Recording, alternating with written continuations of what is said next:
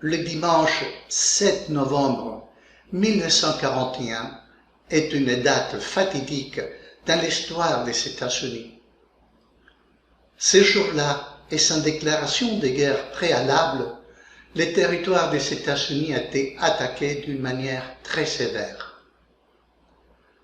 Cela, c'était plus infâme dans la mesure qu'en ce moment même, l'ambassadeur du Japon était réuni à Washington avec des représentants du président Franklin Delano Roosevelt.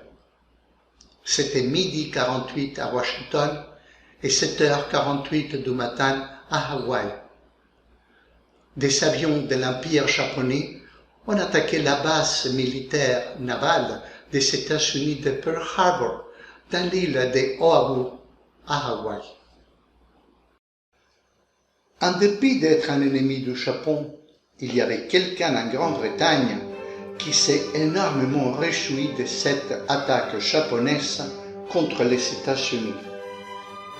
Je parle de Winston Churchill, alors Premier ministre britannique, et qui s'est trouvé dans une position très critique en raison des bombardements allemands incessants et furieux auxquels était soumis son pays, en particulier sa capitale, Londres.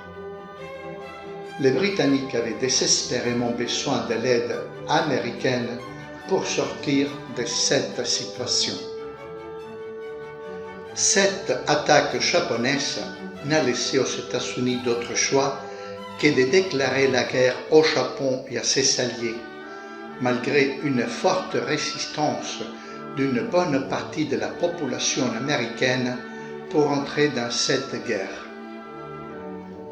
Les trois principaux pays de l'Axe étaient l'Allemagne, l'Italie et le Japon. Mais des autres pays étaient également de leur côté, la Bulgarie, la Finlande et la Roumanie.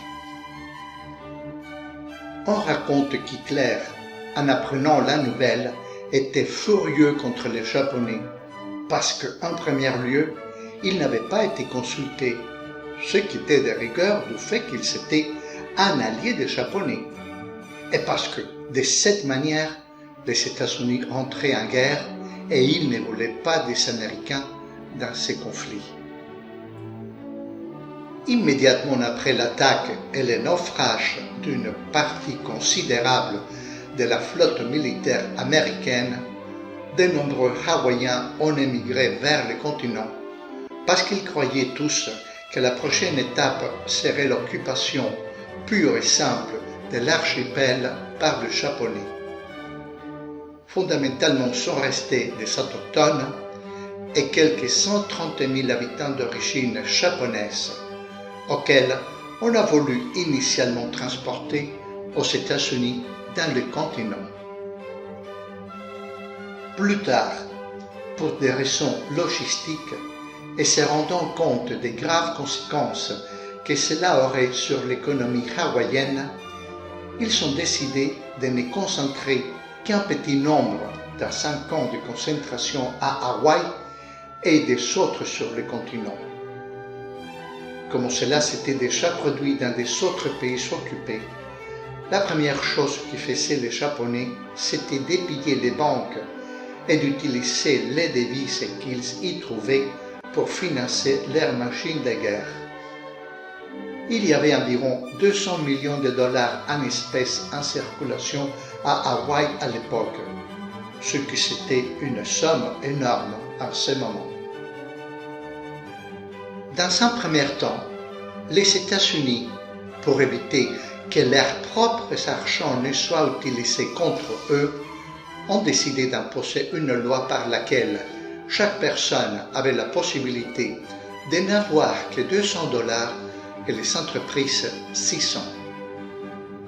Le reste de l'argent était brûlé en raison de la difficulté du rapatriement vers territoire continental. Des autres disent qu'il était amené sur le continent, mais en secret.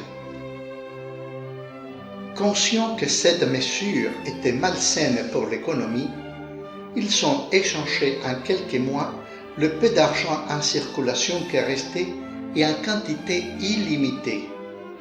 mais avec un billet avec le mot Hawaï imprimé 2 fois en minuscule sur la face avant et 1 fois avec grosses lettres au dos.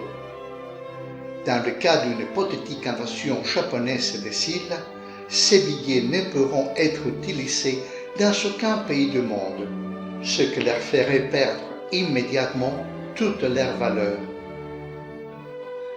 C'était ainsi jusqu'à qu'en 1946, après la guerre, l'argent soit à nouveau échangé, mais cette fois-ci contre les vrais billets normaux en dollars américains. C'était l'une des mesures prises par Washington pour lutter contre une éventuelle agression japonaise contre les îles hawaïennes. Les billets qui portent 3 fois les mots Hawaï imprimés aujourd'hui sont des objets de collection et ont un prix très important dans les marchés des collectionneurs. La prochaine fois que vous voyez des dollars américains dans vos mains, prêtez attention. Peut-être que vous avez la chance d'avoir un de ceux qui étaient utilisés à Hawaï pendant la Deuxième Guerre mondiale. Celle-ci est mon émission numéro 37. Il y a 36 avant celle-ci. Aux personnes qui se sont souscrites récemment, je les invite à la regarder. C'est une lecture agréable, instructive. Aux personnes qui ne se sont pas encore souscrites, je les invite à le faire, à le dire à vos amis. Je vous remercie pour le temps que vous me dédiez et comme d'habitude, je vous dis à la prochaine.